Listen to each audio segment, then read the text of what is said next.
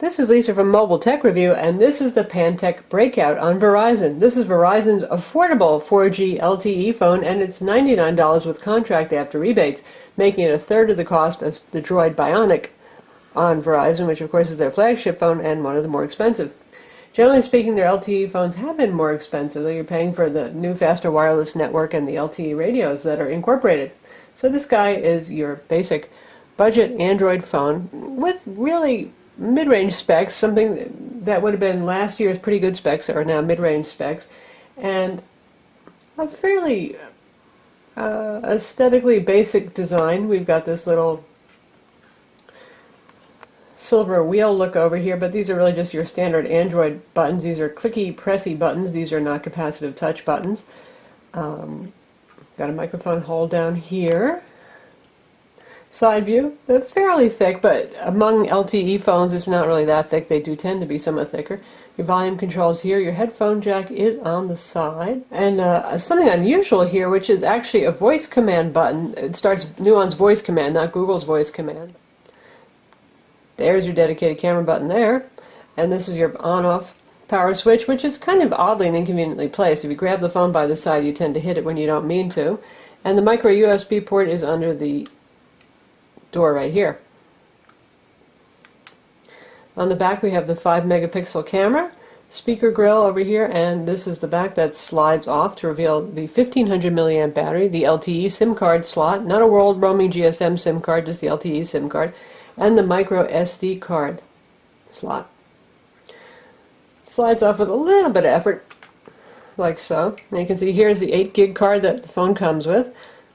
Here's your LTE SIM card, and here's the battery. You do need to remove the battery to access the micro SD card, which is kind of annoying because when we plug this into a Mac, it does not work over USB in mass storage mode. At least with my Mac, it wouldn't recognize it. It did work fine with Windows, so we had to yank out the back, take the battery out, and pull the SD card every time we wanted to transfer files to the card.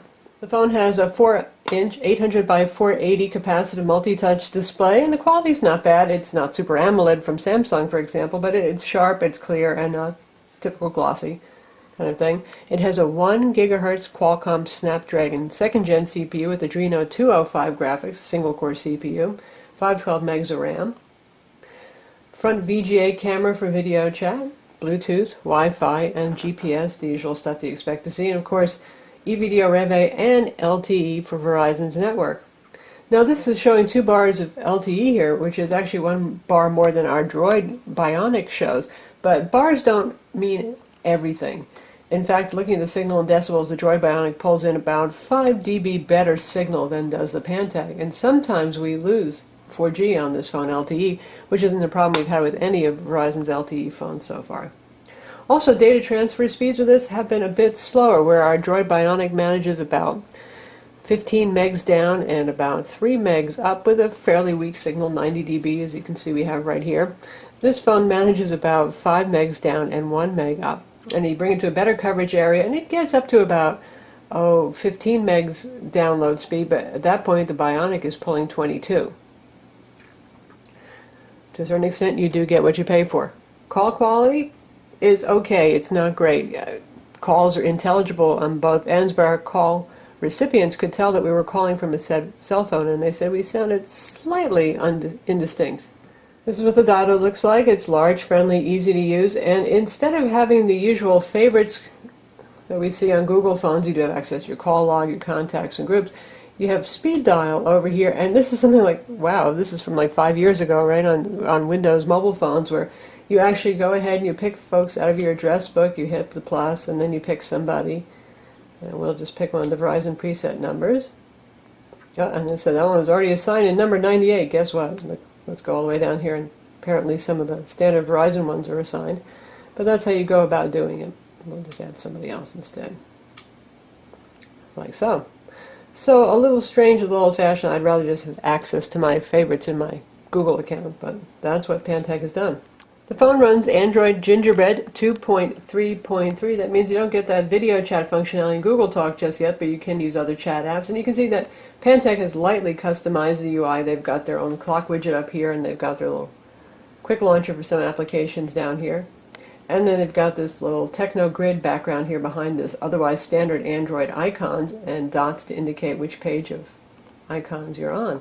And anything that you install gets appended at the end. They're not inserted alphabetically among your existing applications. In terms of speed, this benchmarked at 1333 on Quadrant, which is decent for a single core 1 GHz Qualcomm Snapdragon CPU. In terms of video playback performance, it wouldn't play back 720p high profile content, so you're going to have to take it a little easy with this guy and stick with DVD resolution 720p standard profile. And we'll take a look at how that goes right now. We've got a 720 piece loaded in our gallery.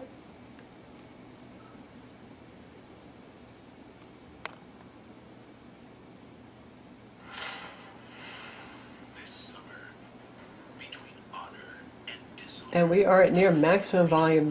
The speaker is not terribly loud on this.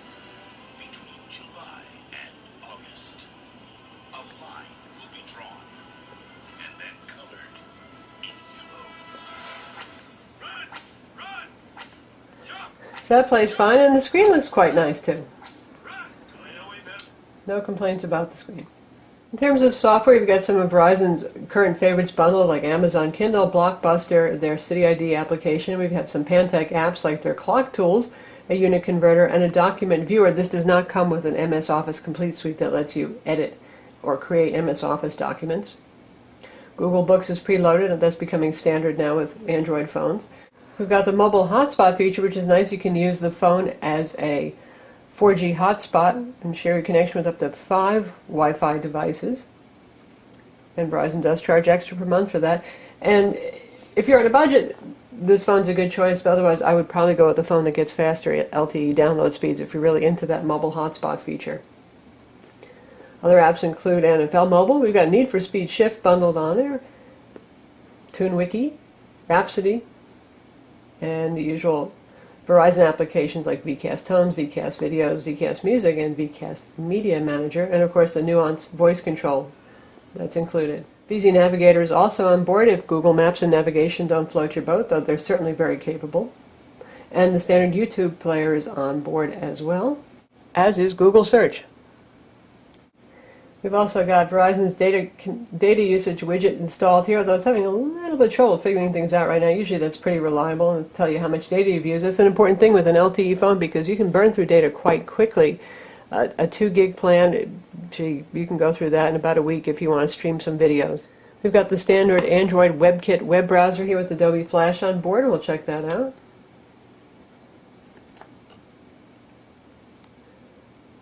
And we'll visit our own site first. And you can see it comes with the swipe keyboard and a rather loud, clicky set of sound effects. I guess you can turn those off.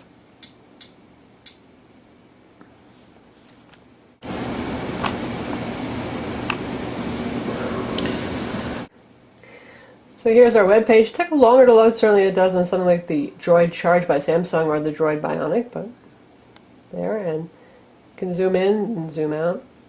That's reasonably fluid, and it's handling the several Adobe Flash ads quite well. And it can play Adobe Flash video, so we're going to take a look at our video review of the Galaxy S2. See how that goes. Alright, let's give the video a try.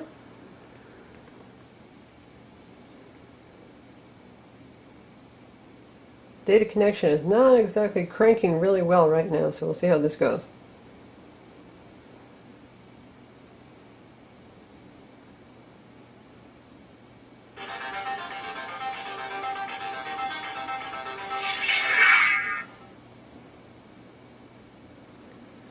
This is Lisa from Mobile Tech Review, and this is the Samsung Galaxy S2 for AT&T. Once we've gotten rolling, it's doing pretty well. Let's see if we can pop it out to full screen. So we popped out the full screen mode. It's doing quite well, especially for a single core CPU. Verizon's LTE is certainly keeping up. So now we're checking out the Need for Speed Shift demo. It's not full version, but we can get a race going.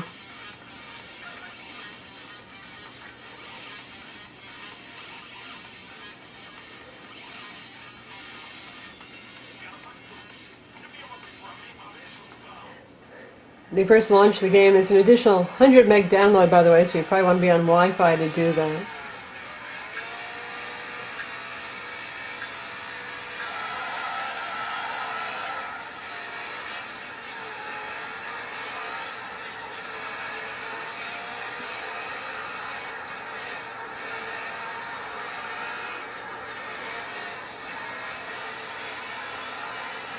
It plays fine.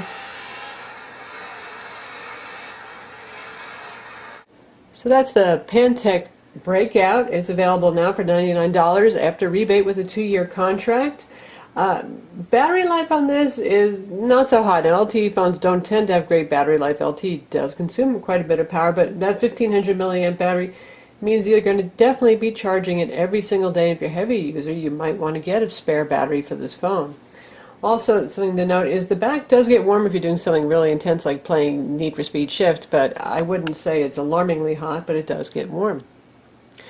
I'm Lisa from Mobile Tech Review. Visit our website for the full review.